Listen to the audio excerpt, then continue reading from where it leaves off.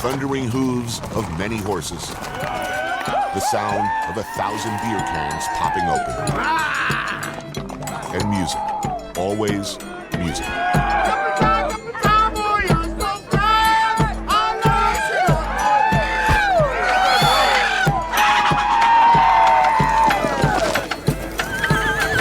Be afraid.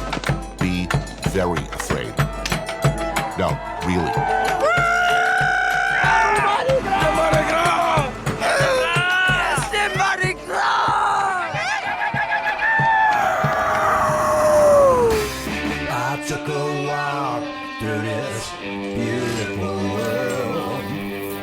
Felt the cool rain on my shoulder.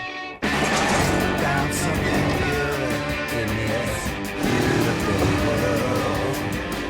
I felt the rain getting colder.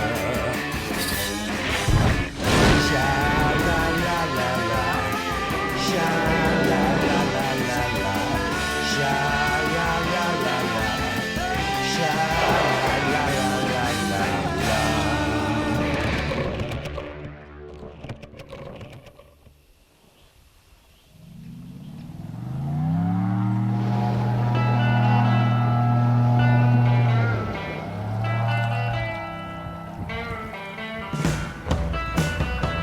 There are parts of America that are special, unique.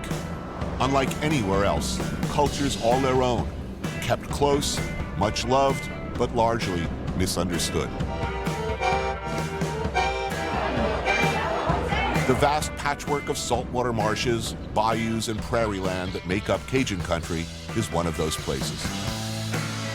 While the rest of the USA got stitched together by superhighways, southwestern Louisiana remained relatively isolated. I-10 wasn't completed until the 1970s, finally connecting this part of the state to New Orleans, Houston, and the rest of the nation. With that came chain restaurants, drive-thrus, and strip malls.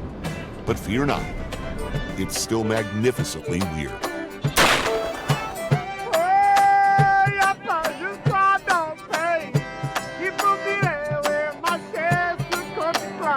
Take, for example, Cajun Mardi Gras. Ordinarily, I loathe the idea of Mardi Gras. Any kind of group celebration, anything festive involving dancing, fills me with self-conscious dread. Thousands of happy drunks crowding into the French Quarter, for instance, not for me. But Cajun Mardi Gras is another thing entirely. Closer to the ancient French tradition, vaguely more dangerous, downright medieval. Cajuns do things their way, always have, always will. Whether it's hanging on to the French language of their ancestors, their music, traditions, or food, Cajuns fiercely keep it all vibrantly alive. Bourdain is the ubiquitous sausage of Cajun country, and judging by the lineup at the drive-thru, Billy's Bourdain is pretty damn popular. So this is a Bourdain ball stuffed with pepper jack cheese, which I believe Billy's is responsible for its invention. What's that, like ground up sausage and molten cheese, battered and fried? Who's gonna hate that? No one. In addition to Bourdain, breakfast around here wouldn't be complete without some cracklings, and of course, a cold beer. My father's first language is French. I mean, as a kid, for him, he was whipped at school for speaking French. Yeah, I mean, look, is it fair to say that at most points in its history, the Cajuns have been, if not a despised minority, aggressively marginalized minority? Our depiction stops at swamp scenes and alligators, and it's so much more than that. Not just because of the food, not just because of the music, because of the whole way of life, you know? Especially Acadiana, this is the most European part of America, in my opinion. So we're gonna eat well this week. Yeah, a lot of good food, a lot of house parties. Excited about Mardi Gras? My first, never been to one. Here it's a whole different thing. I mean, the major difference is that here you are the event. If you're attending Mardi Gras, if you're running Mardi Gras, then you are part of it. Right. Like it's bigger than Christmas.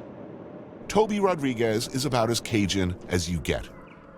I met him nearly a decade ago when I came here for a boucherie. Back then, Toby and everybody else said, you got to come back for our Mardi Gras. Give me a hand. We do Mardi Gras right. And so, here I am. It's the week before, and there's anticipation in the air. All over Acadiana, scenes like this unfold. Out in the yard with friends and family, kids playing, music, dancing, beer, good Catholic whiskey, gumbo cooking in a big pot.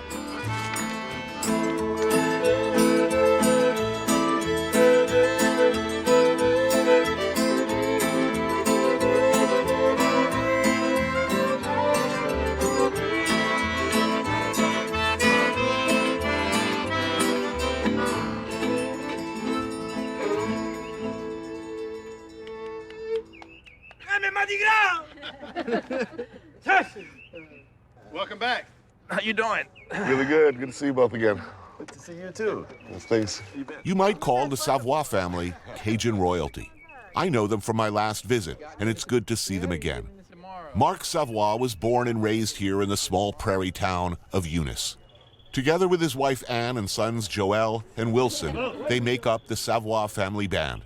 They've all been playing music since they were children and share a devotion, dedication to Cajun culture.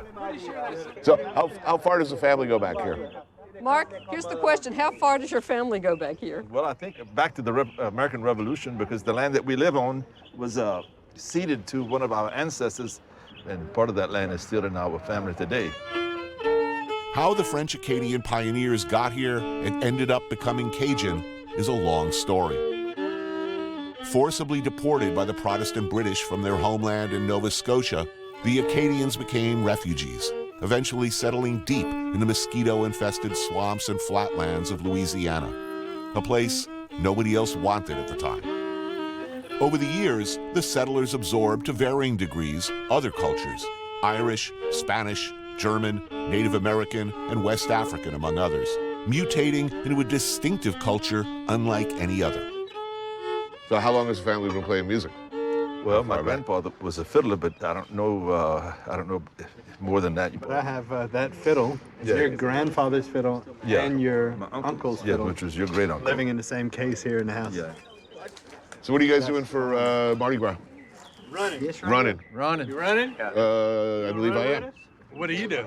He's a captain. What are you doing? I'm running Mardi Gras. What are you doing? Running Mardi Gras. Right here. But you know, in the old days, it was just people walking. It wasn't, it's become insane. It's become insane, more and more insane. And every year somebody dies in Eunice. Every single year is one death in Mardi Gras. Every year. But you know, you gotta stay away from the horses' feet. You know, like a lot of horse injuries, like they're horses. So Right. the horses will kick you in the head or something. Oh, okay. I mean, there are a lot of really good reasons that you doing all these things. I mean, it's the end of winter. People are out of food. And it's right before Lent, you know. It's right before Lent. Lent. The last year. Yeah, this is the last. What you got in you. You last have to stop big party. everything for a good while. Last chance Really, to you can misbehave before Lent. And then the next day they go to church and get an X Clean it up. on their forehead. So you go in, you got a black You got a eye, your knife in the shoulders out of morning. its socket, and you get the... You get the cross at Everybody church. in church praying, getting the ashes. Sorry for everything I did. And Sorry for everything I did yesterday.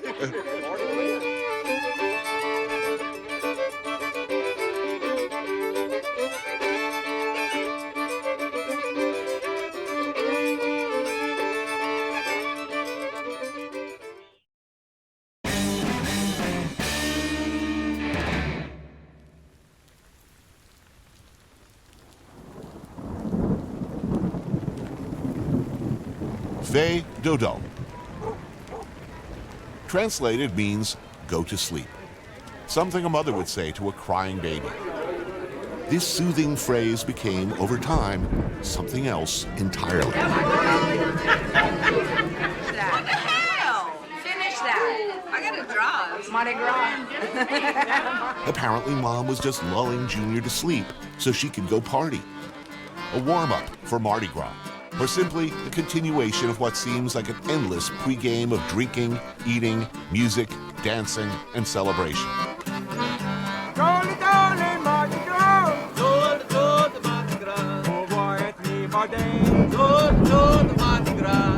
Toby, a contractor and butcher and restaurateur jack of all trades, is the host of this epic fête d'odo. And he's invited 170 or so of his closest friends.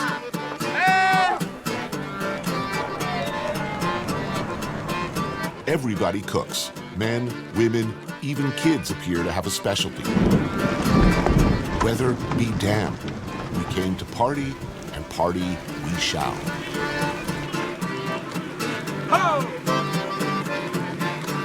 Food has always tied communities here together. Cajuns traced the roots of their culture and cuisine to a particularly brutal diaspora, followed by a steep learning curve as they adapted to the harsh environment of rural Louisiana. Their culinary traditions are a direct reflection of those days. This is Saturday, right? So we are prepping for Mardi Gras. So these people have been drunk for how long? About a week. Uh-huh. Yeah. So what part of, where am I? Man, you're in the middle of Grand Coteau, Louisiana. Right. Like, this is not the bayou, this is the prairie. You're in the prairie. That's what the Grand Coteau is, big hill. Right. So that's like right now where we're at, you're actually at one of the highest points in Louisiana, if you can believe that.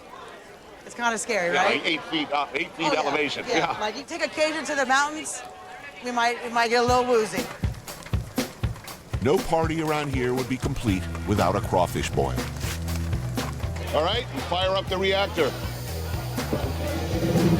Hell yeah. I hope you're ready. I'm ready. I like this thing. Oh man, this is my baby right here. Now, what's the appropriate term for a crawfish? Is crawfish, crawdad, mudbug? Don't say crawdads. Down here is crawfish. All right. Yeah. No other term is acceptable? I mean, you could call them little mud bugs if you want, but we like to just call them by what they are, crawfish. Okay, so écrevisse would not be... Yeah, crevice. Yeah, that's French for crawfish. All right, that'll work too? Yeah, that's good, yeah. Oh, yeah. Woo, that's good. Go for it, man. And the kids don't need much convincing. Oh, they love them. That's the first crawfish of the season for us.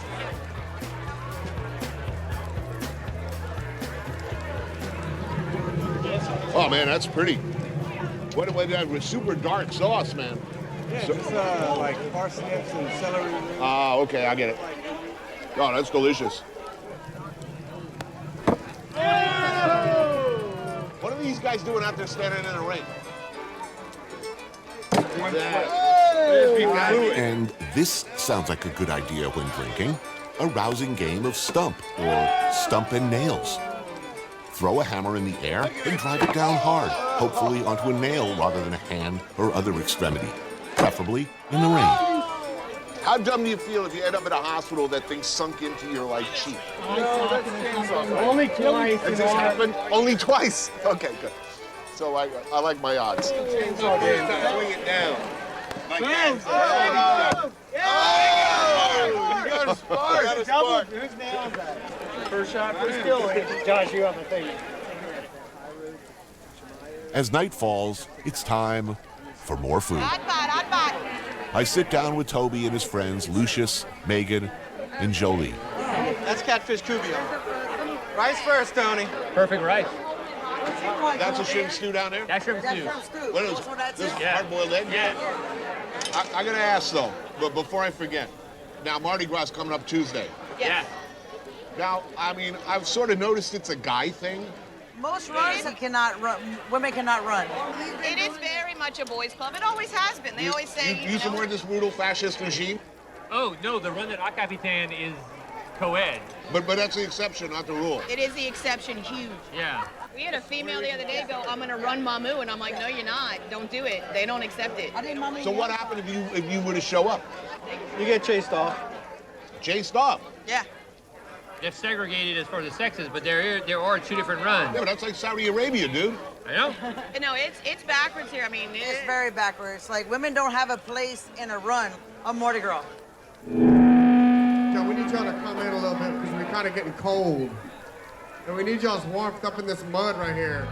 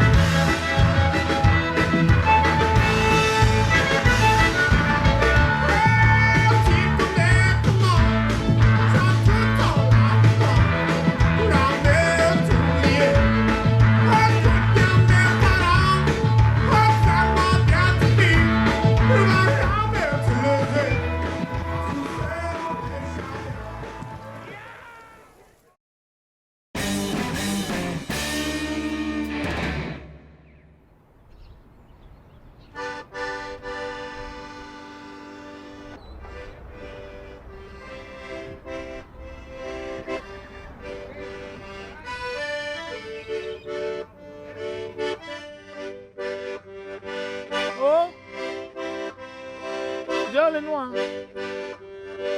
Eh, aha. Va quitter, t'en aller.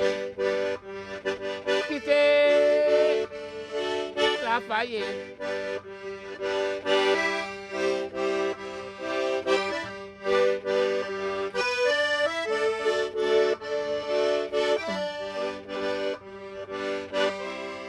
Ash Wednesday, man. At the beginning of Lent. Got to get all the devil out of it. And I drink a little whiskey every now and then. See, a buzzard fly high, but he got to come down to drink. What is Creole and what is Cajun are increasingly difficult distinctions in this day of commercialization and appropriation. Anything delicious and unique is going to end up slapped on a bag in front of the words potato chips. Creole means, or has come to mean, a mixture of languages, peoples, and cultures. In Louisiana, though, it's usually used to describe members of the African-American or mixed-race French-speaking community. Why do you think it's important that people still sing in French and to me, keep that's that what, language, that dialect alive? That's what makes it Zydeco. Zydeco's always been influenced by mainstream music, but it started as French music, as Creole music. And you totally remove that from the music. A lot of times it's just rap with an accordion, or rock and roll with an accordion. You still have the French stuff. I tell you what, I can call my mama. She's 85, writing on the phone. And she most of the time talk to me in French. My grandma couldn't speak nothing else. Right. I'm having lunch today with historian and radio DJ Herman Fusilier, Creole cowboy Dave Lamel, and musically inclined business owner Sid Williams. The spot is Laura's Plate Lunch 2, popular all the time, but particularly busy on Sundays after church. Rice and gravy, fried fish, ribs, and smothered stuffed turkey wings, which I am all over like a heat-seeking missile. Damn, that looks serious. When you say Louisiana, they think of Cajun. Cajun is a big part of Louisiana, but Creole is a big part of Louisiana too, you know. It used to be native to Louisiana. Yeah. I mean, that was the original meaning, as I understand. It still has hundreds of definitions. But for us, it's descendants of slaves and free people of color, and it deals with the food and the music, and the Catholic Church is a big part of it too. But yeah, trail rides and horseback riding is just a way of Louisiana now. You know, it's been going on for so long, and music was always part of it, but the music got to be more of it, and then slowly but surely it became a party where, you know, kind of this social scene. There's a lot of pieces coming together. You got food, horses, and music.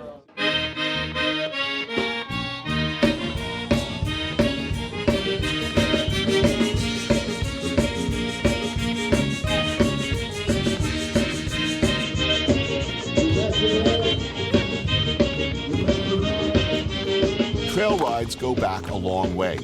They happen all year, but are also the way Creoles celebrate Mardi Gras around here. Kind of a moving tailgate party and barbecue.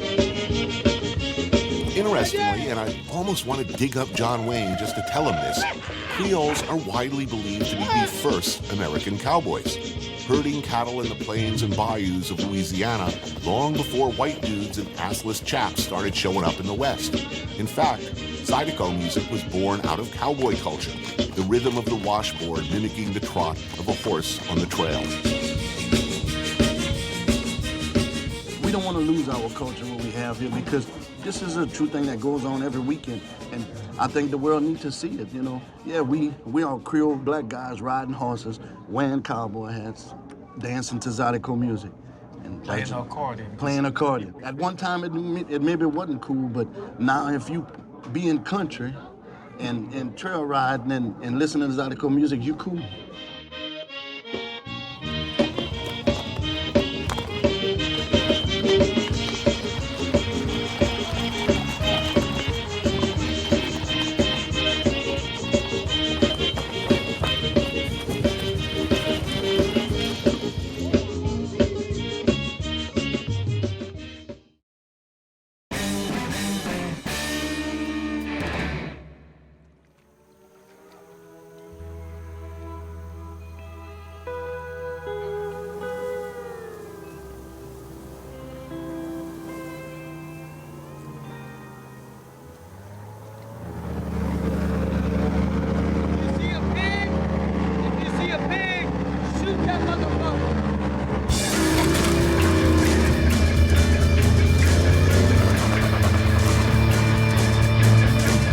Hunting in Louisiana marshland has been a way of life for the Acadians since they first arrived here hundreds of years ago.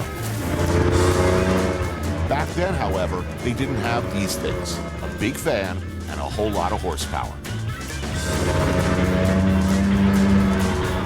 Also didn't have an infestation of wild pigs, an invasive but delicious species that are causing big problems for the local ecosystem. They're supposed to be all over, like shooting fish in a barrel, I'm told.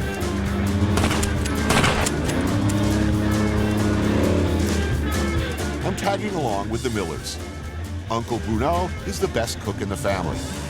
His nephew Jay, a stone-cold killer. You know, it's a technique to holding your beer, like shit like this, look. That's the technique.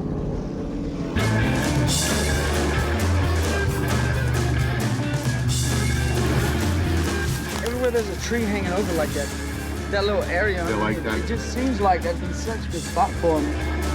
But it's just not seen them yet.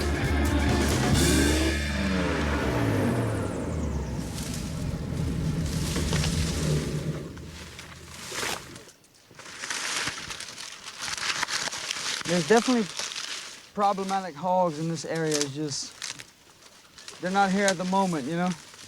Well, the tracks are everywhere. They've walked here in the past 24 hours, you Yeah. know? So where are they at? Where? We could try our best hog call, just like... Does that work? Want to hear the most annoying sound in the world? Yeah, that's it.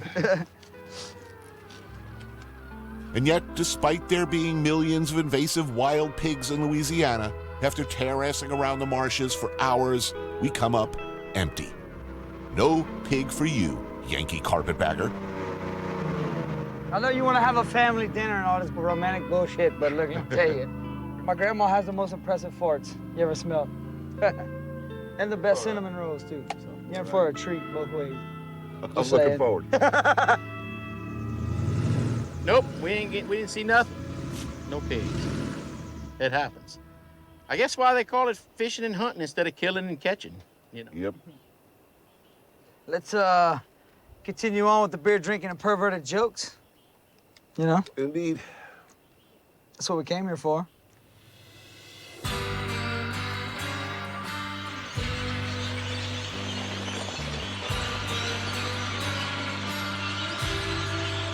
There are consolations, however, for our mighty hunters. Back at the Miller home, Grandma Jackie prepares fresh-baked bread, while Uncle Bruno cooks up some traditional family specialties. Shrimp and okra, sweet potatoes, rice, of course, and pot au peu, heirloom peas from Grandpa Larry's garden. All in all, things worked out okay in the end. Bless us, Lord, in these thy gifts which we are about to receive from thy bounty through Christ our Lord. Amen. And good food, good meat. Great God, let's eat. Let's eat. God damn it, let's eat. You gotta pray before you cuss. So. As one does. It's the order before you do it. Tony, we always start with rice. I'm gonna get some wine for you. Yeah, we'll start with some wine. Jay's gonna pour some wine. Oh, this is beautiful. So everybody excited about tomorrow? The big day? Yeah. Oh, yes. Oh, yeah. And then how many days to recover? Well, we have the whole Lent to recover. Yeah. Right. There you go. Thank you. The music and the food are part of what makes us Cajun. And the Mardi Gras is a very important part of who we are as a people. So we're keeping those traditions going. We're in starting the fifth generation in my family running Mardi Gras. How far back does the tradition go, and where did it all start? Back in the 16th century, and wasn't called Mardi Gras then, but it was because our ancestors who were not invited to the king's party because he invited only the wealthy people in the church hierarchy. So our people would do a street party of their own. So it started out as a genuine need for food and a way to get it. That's true. One day a year that you could get it. And as I understand it, it was kind of licensed to mock the people you were Yeah, they were who were leaving you out of the party. That's where the tall conical hats come from, in mockery of the queen. They were proud people and didn't want to be recognized. That's why they disguised their face, and not to feel like they were taking charity, so they put on a performance. So at each home that we stop at, there's like a little party that goes on. Right, so they know you're coming. And you know it's, you're it's already expecting. prearranged. Like they know we're coming. They have a chicken and they cook something. And So if I knew you were coming, what would the appropriate preparations be? I should have some food on hand. You could throw money. Right. You could donate a couple of chickens that they could chase and grab. Right. basically just board up the windows and make like there's a hurricane coming. Open up the barn, put everything in the barn, lock the barn. I'm talking about down to a shovel. If a Mardi Gras finds a shovel just leaning up against the back of the house, they're gonna grab it, dig a hole, and bury another Mardi Gras. I know. I will be taking part in the Mardi Gras run this year, and one does not interject oneself among hundreds of drunk Cajuns without proper attire. Fortunately, Grandma Jackie is one of the premier couturières of such specialty garb in these parts. How many masks and outfits do you do a year? Mask, I guess I made about 50. Usually have 50 or 60 a year. So you're working on those all year long? Well, yes. Almost. Jackie has created a signature nose that's unique to her. Basically, yeah. That she's known for.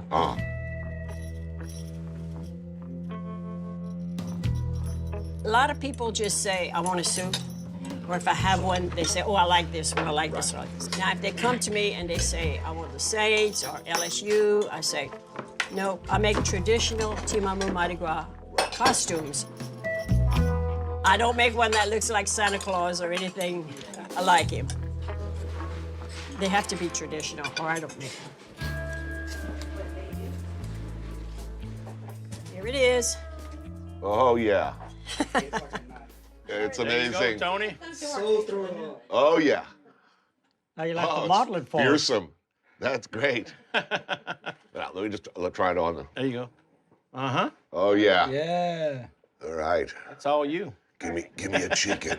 Give me the chicken. You bring on the chickens. Look at the back. Oh, man, tell it it's looks from great. Back on nice. Oh, yeah. yes. I'm going to wear this around the house after Mardi Gras.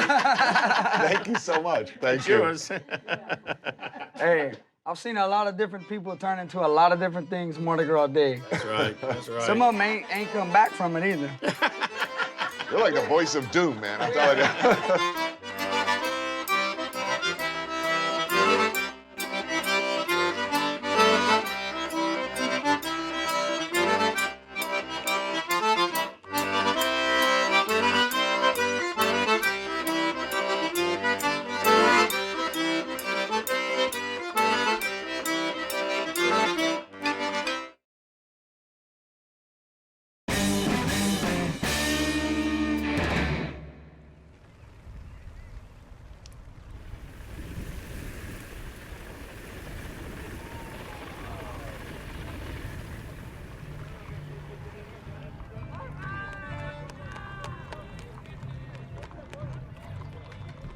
Traditional costumes and revelry, a contrasting streak of bright color set against the wet, gray landscape of late winter. This is Grand Mamou, Louisiana. Early morning of the last day before Lent. And in Cajun country, that means it's time to run Mardi Gras. Men on horseback. Men on foot. In search of chickens, presumably for the evening's ritual gumbo. House to house, they will go, bringing mirth, mockery, and mayhem. Cajun Mardi Gras traces its roots back to medieval France, when this was the one day of the year working poor could hide their identity and subvert the conventions of society. Old-fashioned costumes modeled on satirical riffs on the period garb of aristocrats, religious, and political leaders remain the garment of choice. Though there are also some decidedly modern adaptations. And at this point, I feel like I should be giving you some sort of parental advisory about disturbing imagery and behaviors, along with a caution not to try any of this at home.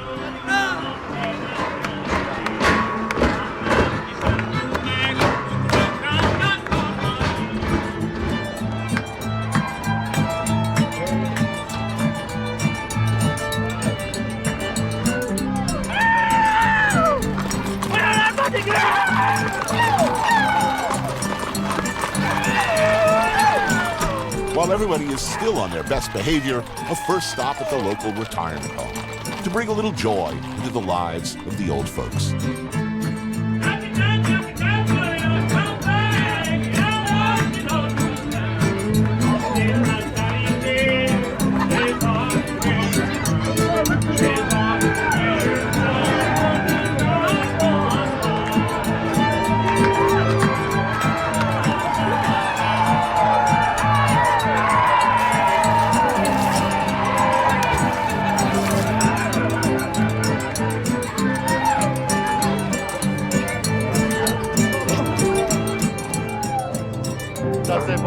All right. Hello, Patsy, my guitar! Come on! Hello! Hello, Patsy! The capitaines, in purple and gold robes, keep the marauders in line. I don't know what these guys are called, but they are everywhere, providing the revelers with a steady supply of cold beer. I believe they are called enablers. It's before 9 a.m., and already everybody is thoroughly swacked.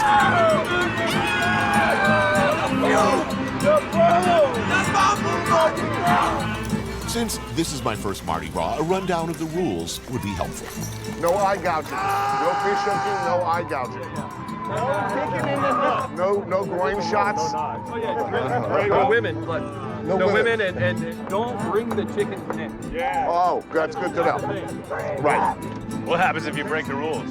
Nothing.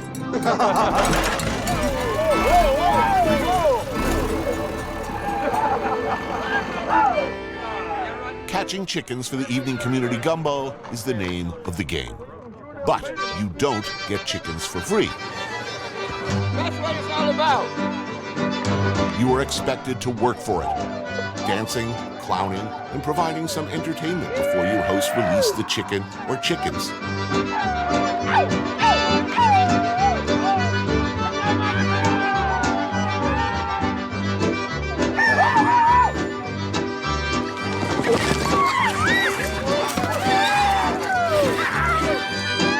Kind of like trick-or-treating. If your Halloween candy moved at high speed and all the other trick-or-treaters were drunk and competing for the same peanut butter cup like it was the last peanut butter cup on Earth, and they didn't care if they killed you to get it. Come here, chicken! Oh! Damn! Wow. Grandma got that one. Whoa! Oh, shit! Whoa! No, man. No chicken worth that. Oh. That takes a level of dedication. What, you're freezing cold with moist nutsack for the rest of the day? No.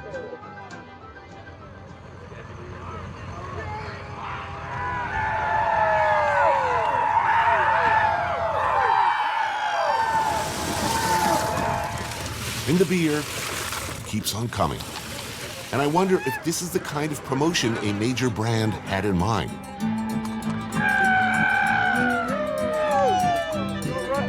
I'm gonna have nightmares about Grandma flashing me her titties. This mask caused derangement. Like if you keep looking through the mask, I feel like I got a brain tumor. Who does your hair?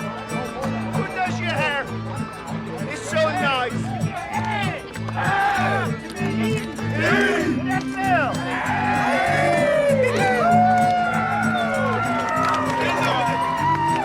In feudal Europe, I guess you'd describe what follows as a state of religious ecstasy. But it's evolved into something else entirely.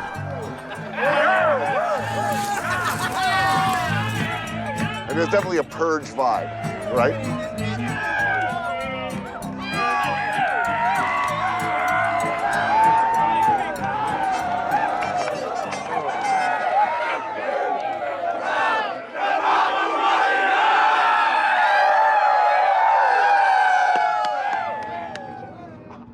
I need a nurse next season.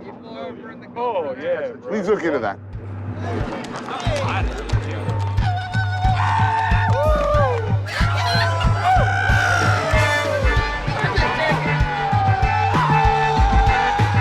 might be a prudent time to employ a stunt double for purposes of amusement, comedy, and of course, personal safety.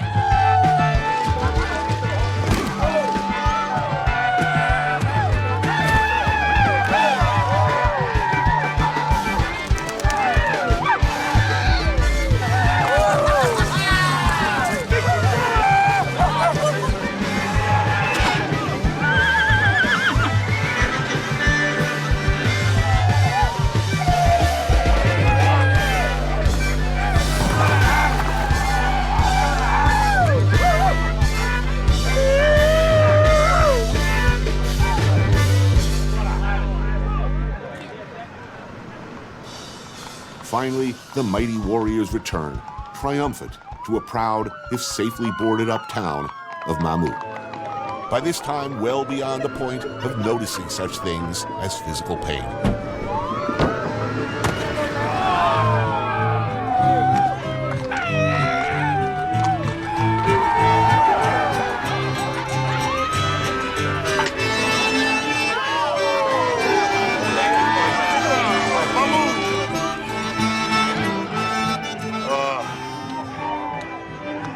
Gonna be hurting tomorrow.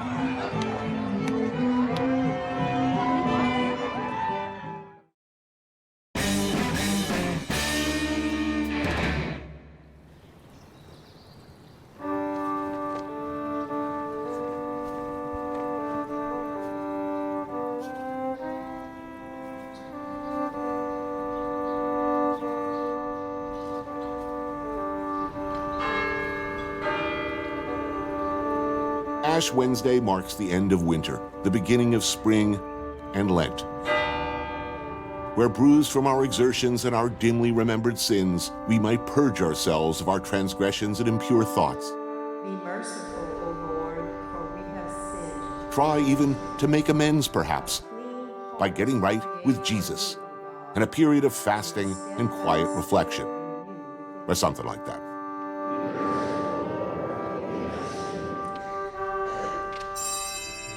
Ashes on the forehead. Ask for forgiveness for all your chicken-related foolishness of the previous day. Then 40 days of meatless meals and no sin. I got stuff to do, so I'm hitting the drive-thru for a more expedited service. It's like the express line, and so convenient. Yeah. Hi. Remember, you are dust, and to dust you shall return, but the steadfast love of the Lord endures forever. Amen. Thank you. Right. I got right with God. Let's eat.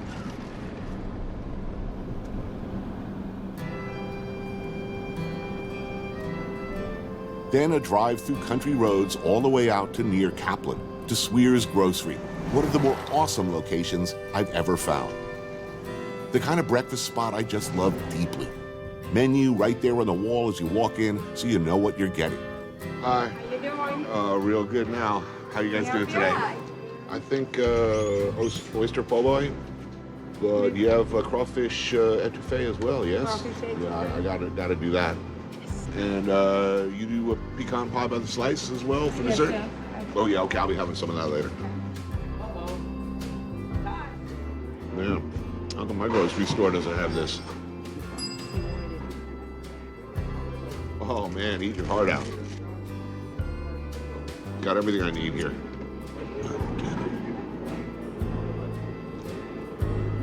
Feeling pretty good about the world, considering. Minimal hangover, minimal Mardi Gras related damage, a few bruises.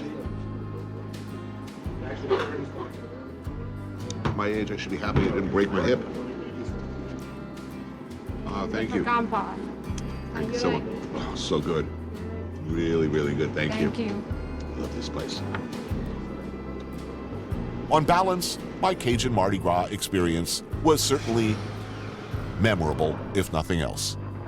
And through the parting clouds of cruel winter, there is light and hope and the onset of spring.